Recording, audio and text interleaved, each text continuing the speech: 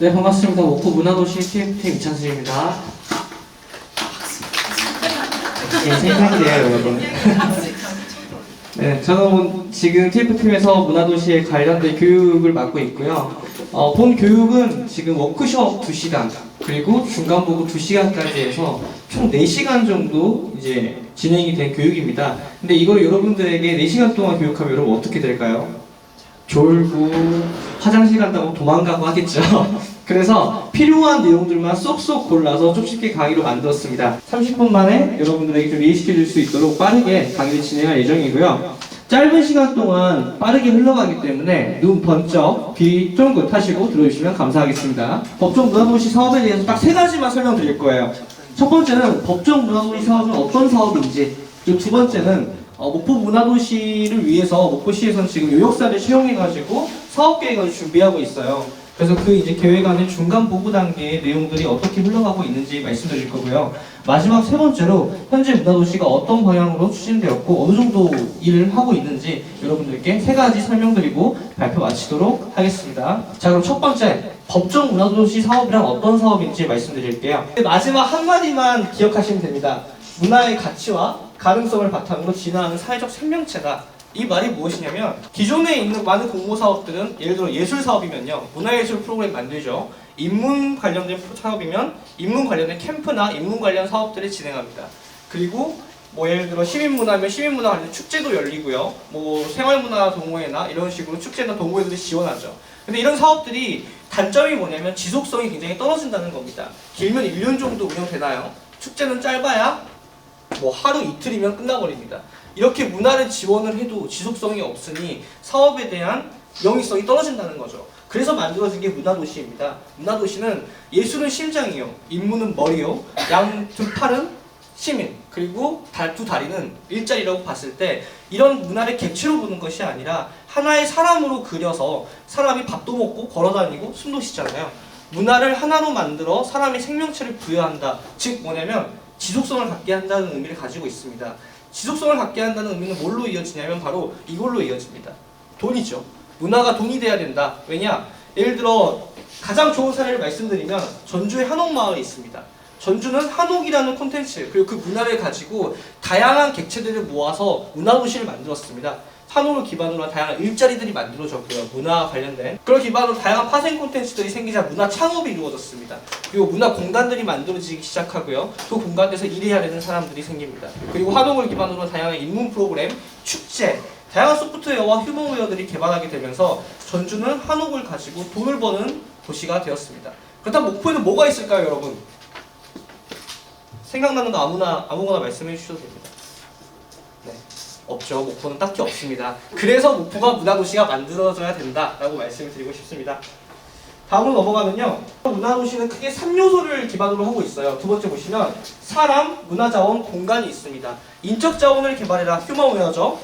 문화자원을 개발해라, 여기에 어떤 문화가 있는지, 모든 도시에게는 특별함이 있다는 걸 문화도시는 가져가고 있어요. 목포다움, 전주다움, 경주다움, 이런 것들이 가지고 있으니까 이런 소프트웨어적인 프로그램을 개발해서 그 도시의 차별성을 살려라. 그리고 마지막으로 공간과 장소, 스페이스 앤 플레이스, 하드웨어적인 부분입니다. 이렇게 해서 휴머웨어, 소프트웨어, 하드웨어를 적절하게 배합하는 것이 바로 문화도시의 핵심 주제입니다. 문화도시 사업은 일반적인 공모사업들이랑 조금 다른 부분이 뭐냐면 장소에 대한 개념이에요. 장소를 새로 만드는 걸 원하지 않아요. 문화도 새로 만드는 걸 원하지 않아요. 방금 말씀드렸듯이 문화에 대한 차별성을 원해요. 이미 가지고 있는 문화를 가지고 활성화시켜라. 이미 가지고 있는데 쓰지 않는 유휴 공간들을 가지고 그곳의 장소 가치를 재창조해라 라고 말을 하고 있고요. 생활이나 공공장소 등을 활용해서 거기에 문화활동을 부여하는 그런 행위들을 통해서 장소 가치를 재구축해라. 그리고 마지막으로 그런 것들을 적극 활용해서 사회 문화를 활성화시켜라라는 것들을 주제로 가져가고 있습니다. 즉 뭐냐면 예산을 아껴서 이미 있는 것들이나 잘 활용해라 라고 중앙정부에서 이야기하고 있는 거죠. 문화가 살아서 숨쉬어야 된다, 돈이 돼야 된다. 이 말은 뭐냐면 결국에 20년 후에 목포를 문화로 책임져라라는 말과 같습니다. 더 이상 산단으로 돈을 버는 시대도 이미 지나가고 있어요. 우리 목포도 산단이 좀 어렵죠. 그리고 도로 깔고 뭐 건물 정비하고 이런 것들은 약간의 시민들의 불편함을 해소할 뿐입니다. 더 이상 지역에서 살아가기 위해서는 지역의 문화와 차별점을 가지고 거기와 관련된 문화 일자리를 창출하고 문화 관련된 것들로 시민들이 먹고 살 수 있는 도시가 되어야 된다라고 중앙정부에서는 결론을 내렸고, 그걸 위해서 지방이 아니라 지역으로 보고 지역의 문화를 창조해라 라는 것을 지향하고 있는 거고, 거기에 대한 사업이 바로 문화도시 사업입니다. 문화도시 사업은 도시의 고유성을 부각하고 도시의 다양성을 수용하기 위해서 분야별로 뽑고 있는데요. 목포 같은 경우는 뭐 역사, 전통, 예술, 문화, 산업, 사회문화 다양한 것들이 포함될 수 있습니다. 그래서 현재 목포는 지역 자율형으로 가고자 지금 방향을 잡고 있고요. 문화도시의 이제 심의 기준이 있습니다. 문화도시의 추진 상태와 추진 기반 확보, 사업 효과 등 세 가지를 크게 이제 보고 있어요. 이런 것들이 충족이 되는 도시를 이제 뽑는다는 건데, 여기 보시면 계속 반복적으로 나오는 말이 뭐냐면 지역 미니입니다. 네.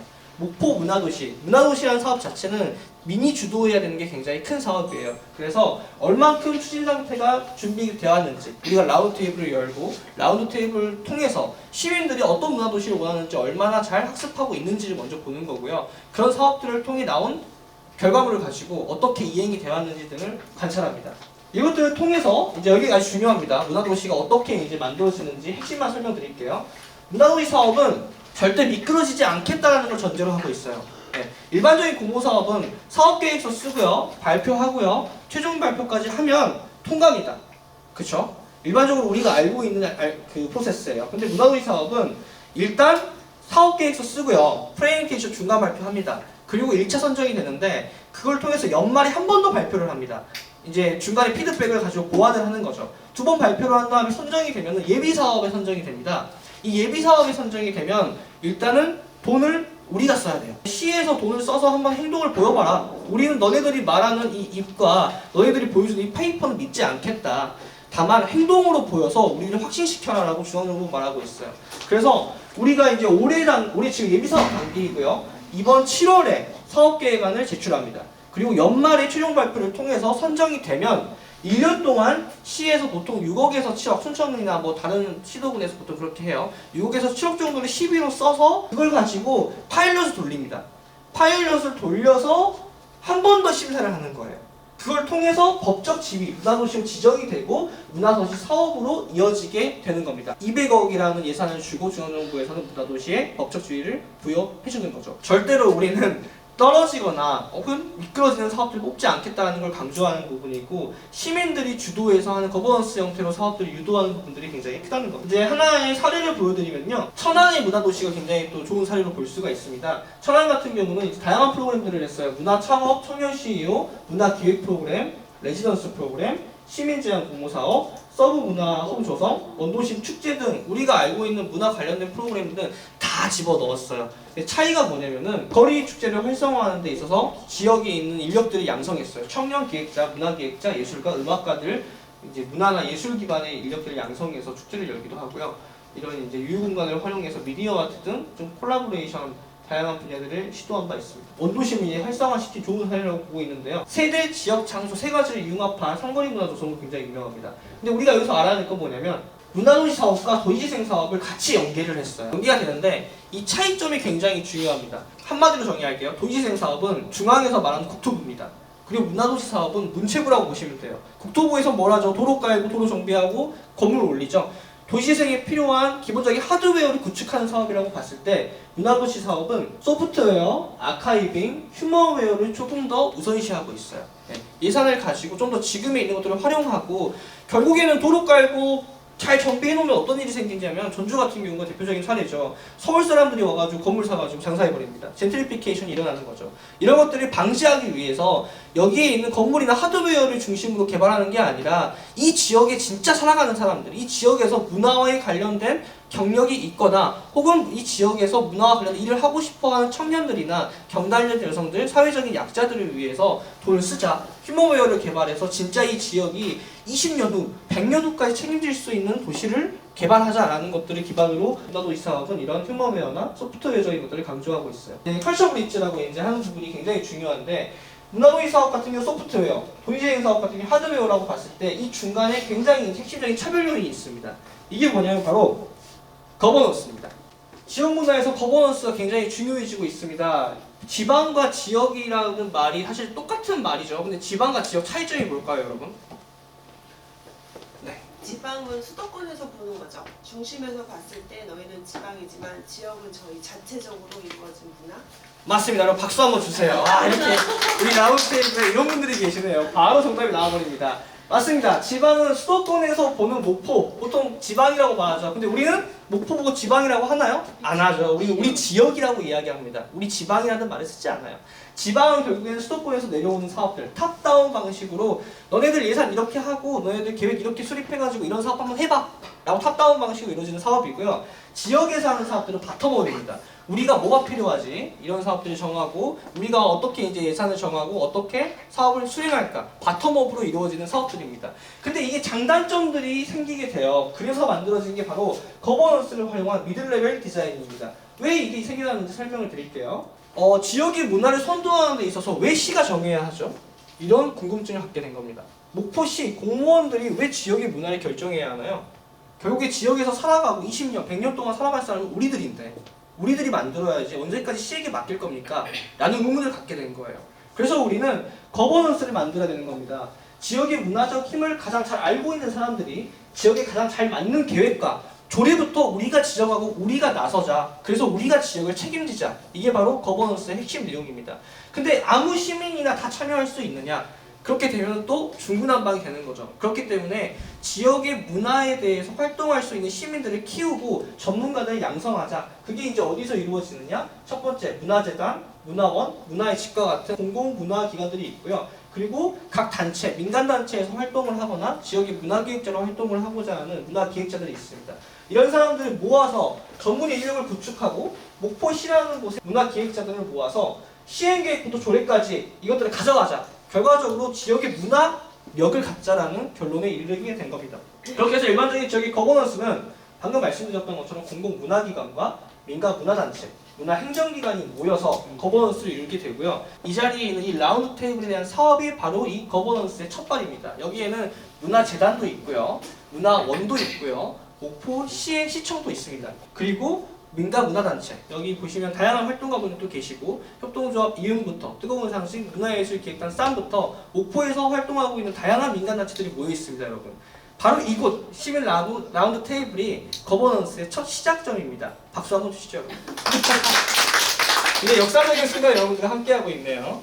그래서 이제 이런 문화도시 사업은 거버넌스를 기반으로 한 지역 문화 개혁 체계를 갖고 다양한 사업들을 파생시키자라는 걸 취지로 갖고 있어요. 즉 뭐냐면 사업에 있어서 이제까지 시에서 많이 주관해가지고 운영해오는 것과 달리 시는 퍼센테이지로 보면 한 20 정도밖에 안 본대요. 네. 문화도시 사업은 시민들이 지나가다가 문화도시 사업 아세요? 라고 물어봤을 때 몰라요. 이래버리면 탈락이에요.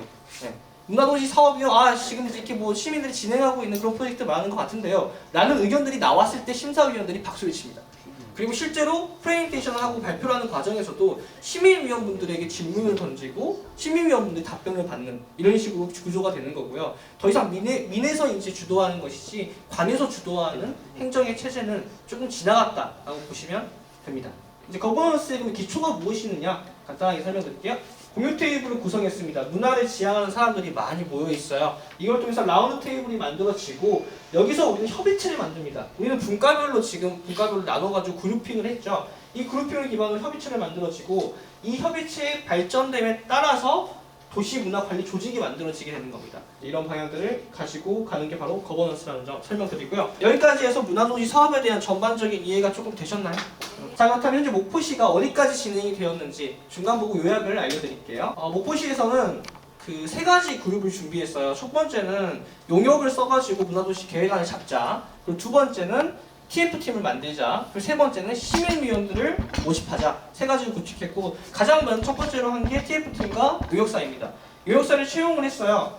그래서 이제 요역사는 열심히 일을 했습니다.